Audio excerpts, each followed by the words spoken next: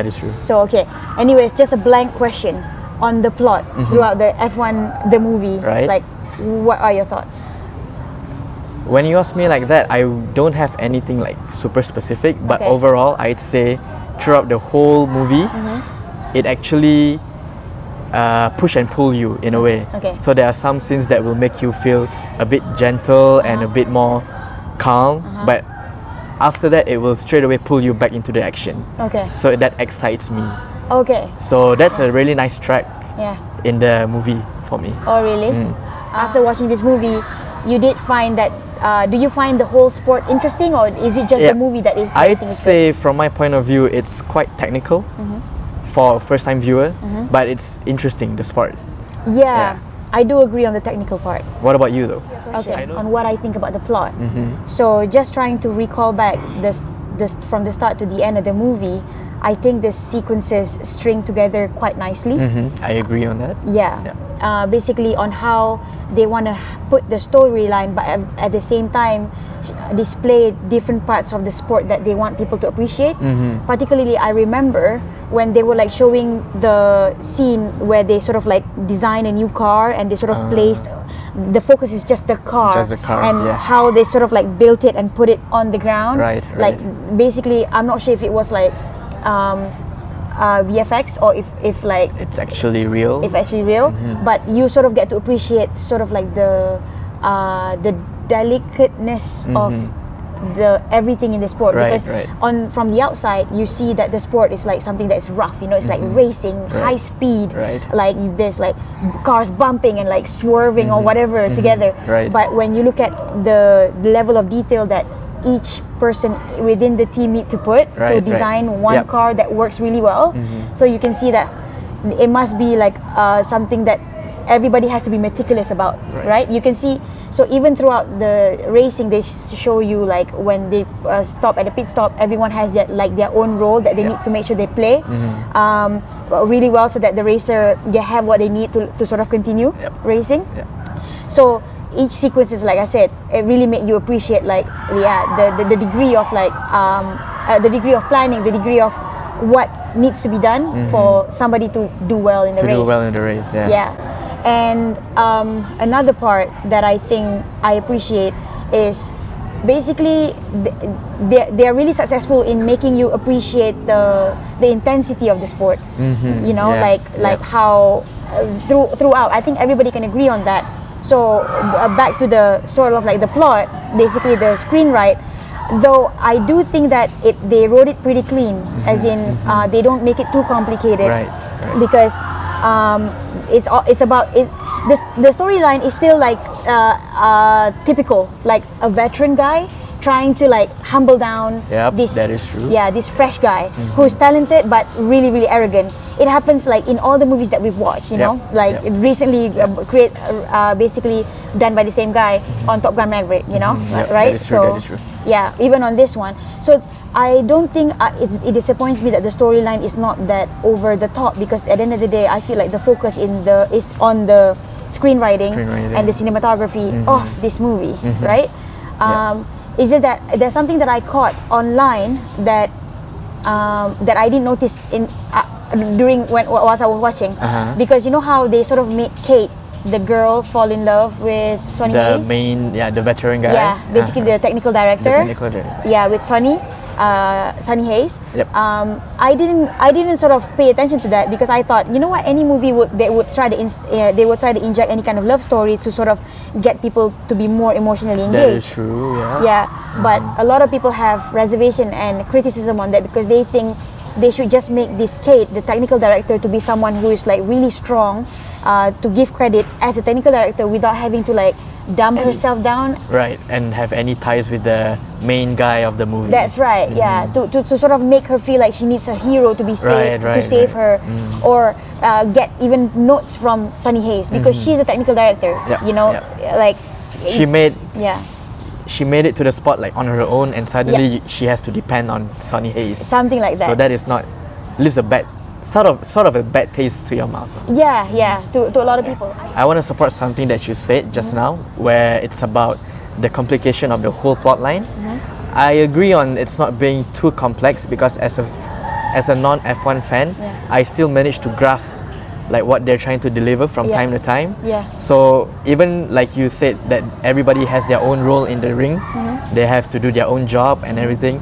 I sort of see in detail what one person have to do that will affect the whole team. So that is truly like remarkable, not remarkable, but exciting for me to see for the first time in detail. Because if you watch it live, you won't see it behind the scene. You only see the racer doing its own thing on their own thing on the racetracks. So this movie portrays a lot of behind the scene works that I truly appreciate.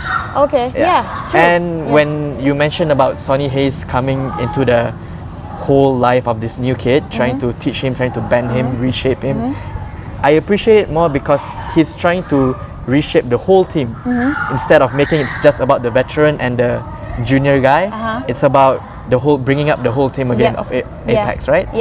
So that is something different than any other, like I'd say almost any other movies, because it's not just about the two main characters. Okay, you make a good point, because if you remember, he did make sure that every single time he comes to the track, he gets everybody to go on a run together. Yeah, that's true. That is the scene where it makes me feel like, oh man, this is so cool. Like instead of just the two of you, it's about the whole team. So you're saying that in a way, that's what you imagine a real life racing team is, where everybody is together. That is true. And it's probably something that you would probably want to instill. That is something that, like, what I want to do if I have a whole team of doing something. Pursuing something together. Oh yeah, and you mentioned about how you appreciate that they sort of show you behind the scene, and I think it's also something to appreciate that they actually shot a lot of those during an actual race. Which event. Intensifies the whole scene. That's right. So you get all the actual real background racer being interviewed and all of that. So I think that level of planning is actually kind of cool. It is cool. The fact that they integrate real life sports with the movie itself, that's like a whole new level of achievement already for me. And okay, let's move on to cinematography. Okay. I'll sort of just give you a snippets of what I think, and probably you can build on to that. Okay, on cinematography, I guess there's two things that I feel like I really appreciate. Number one is the level of planning that is required for them to get actual footage, because apparently they actually attach cameras to like real race cars, real F1 race cars during the real race, for them to get like a real footage. That's number one. And number two, because F1 race car is very sensitive to weight, they don't, at that point, they did not yet have a technology where they can like shrink the size of the camera. So I read somewhere that the amount of work that they needed to do, I think they collaborated, if I'm not mistaken, with Sony, where they need to shrink a camera to like the lightest size possible to be able to attach it to a car. I feel like that's like such an amazing endeavor, because it shows how movie making is not just about like telling stories, it's also the finding ways to make sure that people can appreciate that story. That is true. The dedication of like wanting to create a new technology device is impressive by itself. So like you said, it's like on a whole new level of dedication and endeavor. Is there any other parts of the cinematography, like basically camera angles, or how they shot anything on everything, that you think you appreciate in this movie? Well, for starters, I'd say their intro is pretty unique compared to any other movies, probably because I've been watching a lot of superhero movies. So the simplicity of shooting the intro where the F1 logo comes in and everything, and the shot of the F1 car moving from the sides, if you remember, that is very beautiful. That captivated me so much, because I like simple things. So even from like aerial shot of the race car going through from lane to lane, like changing. So I like it in terms of the cinematography.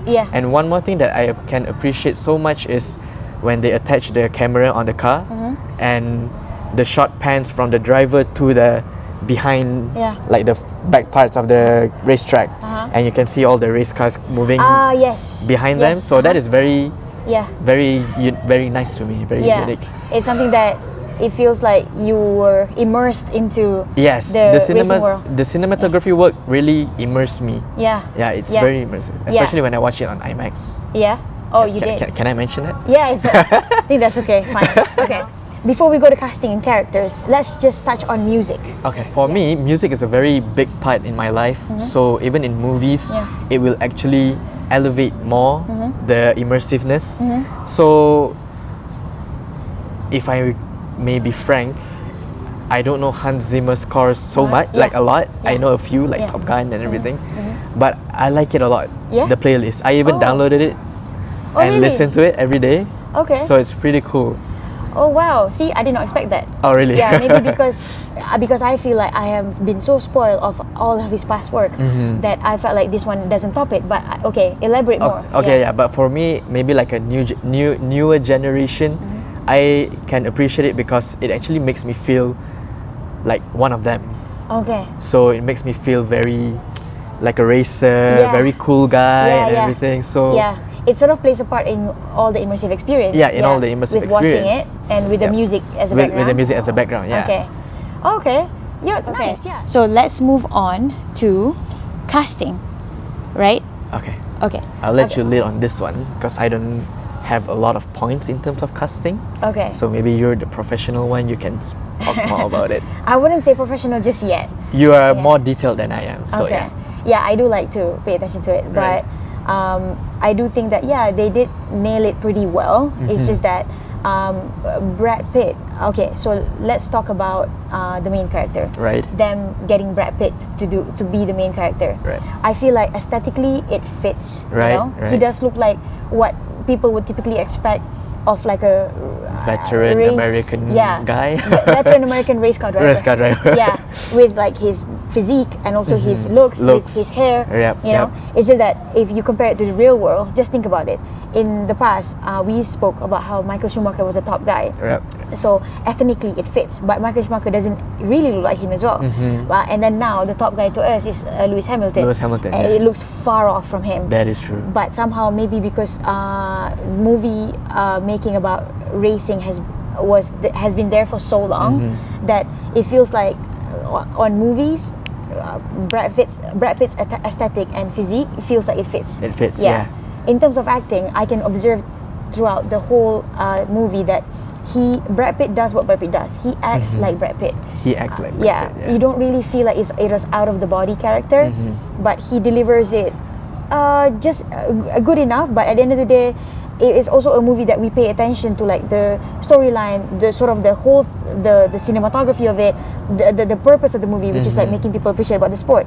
So it's not really a character that you need someone who can do an out of body character. So which is why Brad Pitt fits. That is right? true.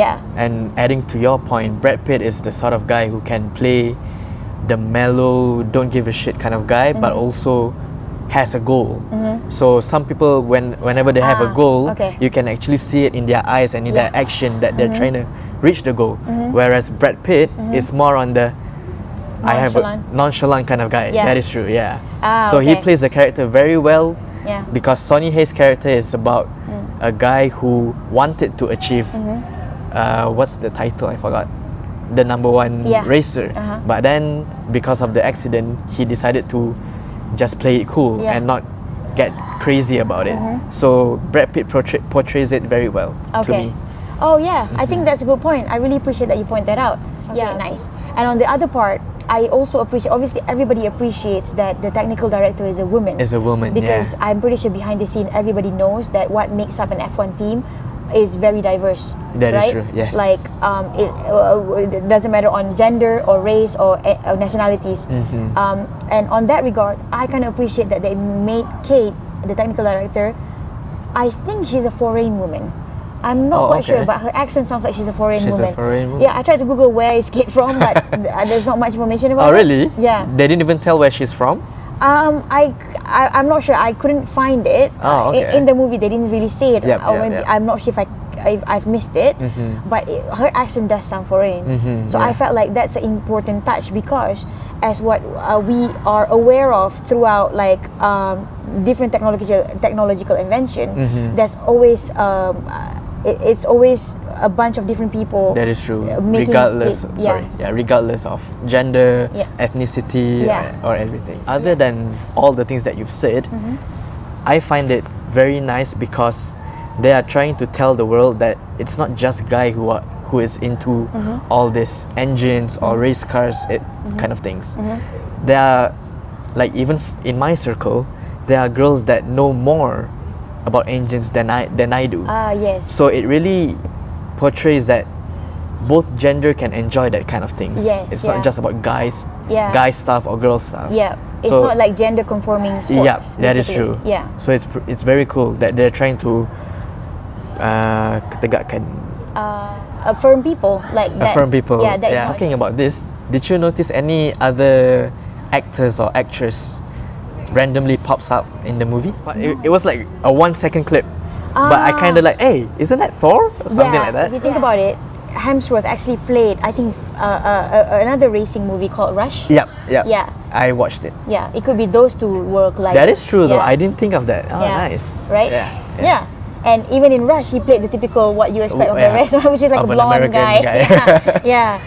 Being a racer. Yeah, being a racer, blonde guy who likes girls or whatever. So closing on this chapter, who is your favorite character in F1? Okay, I really like that question.